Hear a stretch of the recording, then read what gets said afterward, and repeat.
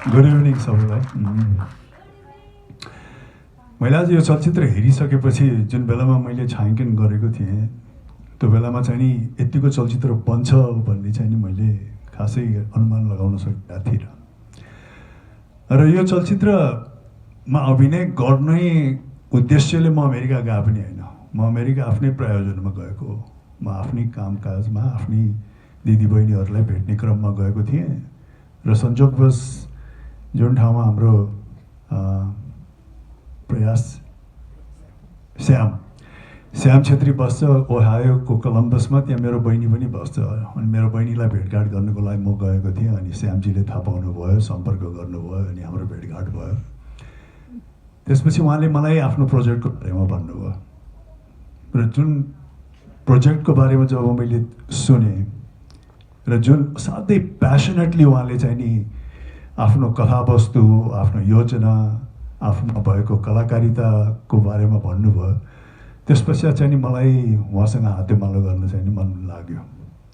र अर्को पक्ष उहाँले अघि भुटानी नेपालीहरू भन्नुभयो, उहाँले सही भन्नुभयो। किनकि भुटानी नेपालीहरूले जुन बेलामा म 90को दशकमा चलचित्रहरू गर्थेँ, उहाँहरू शरणार्थी क्याम्पमा बस्दाखेरि हाम्रो नेपाली चलचित्रको चाहिँ नि अत्याधिक दर्शकहरू हुनुहुन्थ्यो उहाँहरू।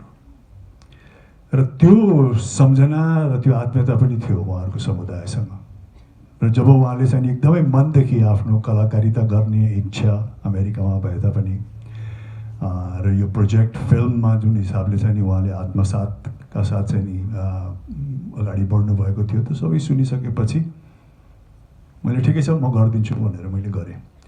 त्यसकारण यो फिल्म गर्नको लागि एकदम योजनाबद्ध रूपमा म अमेरिका गएर उहाँहरूको प्रोजेक्टमा संलग्न भएको पनि होइन। स्वतस्फूर्त रूपमा उहाँसँग भेट भयो, उहाँको चाहिँ नि इच्छा मैले थाहा पाएँ, उहाँको प्यासन मैले थाहा पाएँ र मैले भने म ठिक छ म हातेमालो गरिदिन्छु भनेर। र आज जुन हिसाबले चलचित्र बनेको छ त्यो साँच्चै नै प्रशंसनीय छ। किनकि प्रायः जसो मेरो अनुभवले के भन्छ भने नेपाली चलचित्रहरू जब हामी विदेशमा छायाङ्कन गर्छौँ, हामी खालि विदेशको तडक भडक र ग्ल्यामरस साइडलाई मात्रै चाहिँ नि प्रस्तुत गर्ने प्रयास गर्छौँ क्या। त्यहाँको रमझम, त्यहाँका गाडी, त्यहाँको जीवनशैली असाध्यै भनौँ न तडक भडकका साथ चाहिँ प्रस्तुत गर्ने गर्छौँ। तर जुन हिसाबले उहाँले चाहिँ नि वास्तविक सङ्घर्ष विदेशमा बस्ने नेपालीहरू, किनकि त्यसको प्रत्यक्ष अनुभव मैले पनि गरेको छु। म विदेशका धेरै ठाउँहरूमा भ्रमण गरेको छु। अस्ति भर्खर म जापानबाट पनि आएँ र म प्रायः जसो विदेशमा बस्ने नेपालीहरूको सफलताको कथा पनि छ। उहाँहरूको सङ्घर्ष, उहाँहरूको मेहनतले गर्दा सफलताका कथाहरू पनि छन्, तर सङ्घर्षका जीवनहरू पनि छन्।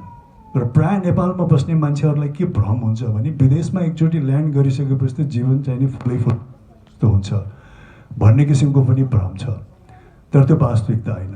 विदेशमा चुनौती छ, विदेशमा सङ्घर्ष छ। नयाँ मुलुक, नयाँ भाषा, नयाँ संस्कृतिमा भिज्नुपर्ने, नयाँ कानुनको बारेमा चाहिँ नि जानकार हुनुपर्ने, त्यो सबै चुनौतीहरू छ। र उहाँले चलचित्रमा चाहिँ नि यो एक हदसम्ममा त्यसलाई दर्शाउनु भएको छ। र त्यो खालि काल्पनिक मात्रै होइन, उहाँहरूले चाहिँ नि वास्तविक रूपमा भोगेका घटनाहरूलाई पनि आफ्नो चलचित्रमा समावेश गर्नुभएको छ। त्यस कारण साँच्चै नै प्रशंसनीय छ। र विदेशमा बस्ने प्रवासी जीवन बिताइरहने नेपालीहरू जो संसारभरि हुनुहुन्छ, उहाँहरूको कथा कहीँ न कहीँ यो चाहिँ नि एउटा हिसाबले प्रतिनिधि गरेको छ। र मलाई लाग्छ कि यो विशेष गरिकन युवाहरू जो विदेश जान चाहनुहुन्छ उहाँहरूले हेर्नै पर्ने हो। र जो विदेशमा हुनुहुन्छ, जो उसका आफन्तहरू यहाँ नेपालमा हुनुहुन्छ, उहाँहरूले पनि यो हेर्नै पर्ने चलचित्र हो। किनकि यसले विदेशको वास्तविकता पनि जनाउँछ, विदेशको सङ्घर्ष पनि जनाउँछ। र जसरी चलचित्र अन्त्य हुन्छ, व्यक्तिले विदेशमा गएर सङ्घर्ष गर्यो, मेहनत गर्यो, आफू फोकस्ड रह्यो भने फेरि सम्भावनाका ढोका पनि खोलिन्छ भन्ने किसिमले पनि देखाएको छ। त्यसैले तपाईँलाई असाध्यै थ्याङ्क यू पनि भन्न चाहन्छु। तपाईँको प्रस्तुति, तपाईँको कलाकारिता असाध्यै उत्कृष्ट थियो। तपाईँले असाध्यै राम्रो गर्नुभयो र उहाँ असाध्यै मनदेखि गर्नुहुन्छ, असाध्यै मेहनती हुनुहुन्छ। त्यसैले पनि एज अ कलाकार मलाई गर्व लाग्यो तपाईँसँग काम गर्न पाउँदाखेरि। धन्यवाद। Thank you.